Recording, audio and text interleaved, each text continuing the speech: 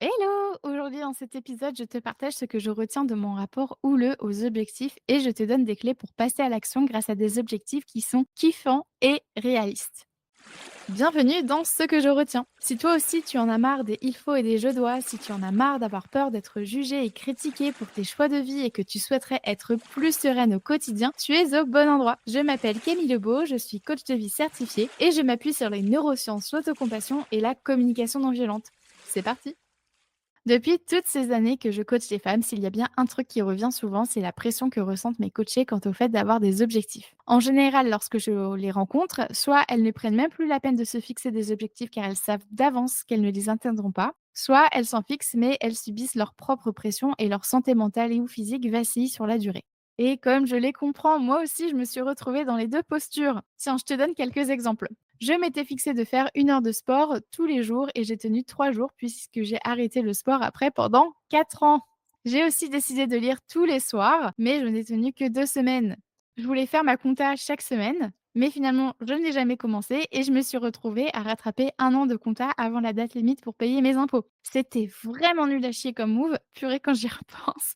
J'ai horreur de faire ma compta et j'ai décidé de me l'infliger chaque semaine, si bien que j'ai procrastiné et j'ai dû rattraper une putain d'année entière en quelques semaines. J'étais furax. Et qu'est-ce que j'ai pu me taper dessus pour toutes ces fois où je n'ai pas réussi à tenir mes objectifs. Je me disais que j'étais nulle, que personne ne pourrait me faire confiance, que je n'étais qu'une bonne à rien. J'avais principalement honte de moi, j'étais déçue de moi-même et j'étais tellement, tellement en colère vis-à-vis de moi. Ma confiance en moi était ébranlée à chaque fois que je procrastinais ou échouais. Et donc, ce que je retiens de mon rapport aux objectifs, c'est que pour atteindre un objectif, il est nécessaire de se connaître et d'incorporer du fun sur le chemin de sa réalisation. Et donc, comme je te l'ai dit, depuis plus de 3 ans, j'ai coaché plus d'une centaine de femmes dans divers contextes, soit au sein de mon programme de coaching pour se libérer des il faut et des je dois, soit pour d'autres entreprises à travers un programme pour faire la paix avec sa relation à la nourriture, ou encore à travers un bilan de compétences. Et systématiquement, que ce soit dans le parcours de chacune de ces femmes ou même dans le mien, je retrouve les mêmes 5 raisons qui font qu'on n'atteint pas nos objectifs. La première raison, c'est que notre rapport aux objectifs est biaisé négativement. En effet, on a tout un tas de croyances limitantes, comme par exemple, je n'ai pas besoin de me fixer d'objectifs pour avancer, je dois en chier pour réussir, je dois être dur avec moi-même pour réussir, je n'ai pas le temps de faire de pause, je dois faire beaucoup sinon je n'avance pas. Ce que je décide, c'est pour toujours. La deuxième raison, c'est que l'objectif n'est pas smart, c'est-à-dire que l'objectif n'est pas clair, on ne sait pas précisément ce qu'on veut, obtenir ou accomplir et on ne sait pas comment l'obtenir ou l'accomplir. L'objectif aussi n'est pas atteignable, c'est-à-dire qu'il est trop ou pas assez ambitieux ou bien que certaines compétences sont manquantes. L'objectif n'est pas réaliste, c'est-à-dire qu'il n'est pas adapté à notre contexte de vie ou à notre réalité de vie. Là, je te parle de notre envie profonde d'atteindre cet objectif, de notre disponibilité mentale du moment, de notre santé mentale et physique, de nos besoins à court, moyen et long terme, de nos ressources matérielles et financières notamment. Une autre raison qui fait que l'objectif n'est pas smart, c'est que l'objectif a une deadline absente ou bien non adaptée, si bien que le cerveau passe son énergie à paniquer au lieu de passer à l'action.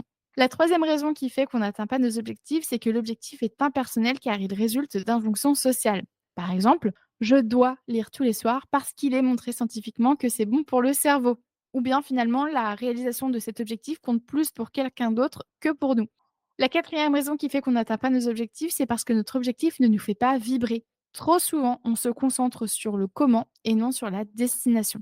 Ça revient à se concentrer sur le trajet, les temps d'attente et le coût financier pour arriver sur le lieu de tes vacances, au lieu de te concentrer sur le kiff de découvrir la destination, la détente qui résultera de tes vacances, le repos que tu auras, les beaux souvenirs que tu vas te créer, etc. Est-ce que tu vois la différence? Et c'est pour ça que c'est essentiel de choisir une formulation kiffante pour aider ton cerveau à voir l'intérêt de dépenser son énergie pour atteindre cet objectif. Et la cinquième raison qui fait qu'on n'arrive pas à atteindre nos objectifs, c'est qu'on a un autocritique très fort et qu'on le subit. Tu sais, on a très peur d'échouer parce qu'on sait qu'on va se taper dessus ou bien parce qu'on s'imagine qu'on va décevoir quelqu'un. On a aussi très peur de réussir parce qu'on sait qu'on va devoir être très dur avec soi pour réussir ou bien parce qu'on a peur d'être jugé pour notre réussite. En bref, on se fixe des objectifs parce qu'on a envie de kiffer avoir un truc ou bien parce qu'on a envie de concrétiser quelque chose. L'objectif, il est là pour nous aider à avancer, pas pour alourdir notre sac de rando. Ton cerveau a besoin de voir la carotte pour avancer, il a besoin de comprendre l'intérêt à dépenser son énergie pour cet objectif, car je te le rappelle, notre cerveau fait son max au quotidien pour économiser son énergie, pour en avoir suffisamment pour assurer notre survie face à un danger. C'est pour ça que c'est essentiel de lui montrer concrètement en quoi il est gagnant dans la réalisation de cet objectif. Par ailleurs, le cerveau a besoin de déconnecter pour avancer, ainsi ça ne sert à rien de consacrer 12 heures par jour à ton objectif et à ne plus jamais t'octroyer de pause. Même les athlètes de haut niveau ne s'entraînent pas 24 heures sur 24. Autre rappel, rien n'est gravé dans le marbre, autorise-toi à changer d'avis, à faire autrement, à abandonner un objectif s'il ne te parle plus, à l'atteindre autrement. Aussi, être dur avec soi ne garantit pas le succès contrairement à ce qu'on pourrait penser. Et là, c'est pas moi qui te le dis, mais c'est la recherche scientifique. En effet, avoir un autocritique fort nous amène à fragiliser notre confiance en nous et à avoir peur de l'échec. Ainsi, les personnes qui sont autocompatissantes sont plus susceptibles de réessayer et de persister dans leurs efforts après avoir échoué. D'ailleurs, par rapport aux résultats, que tu aies échoué ou non, ça ne sert à rien de te juger et de te taper dessus. Cherche plutôt à comprendre ce qui t'a amené à ce résultat, ça te sera bien plus utile. Et c'est ce qu'on appelle les apprentissages.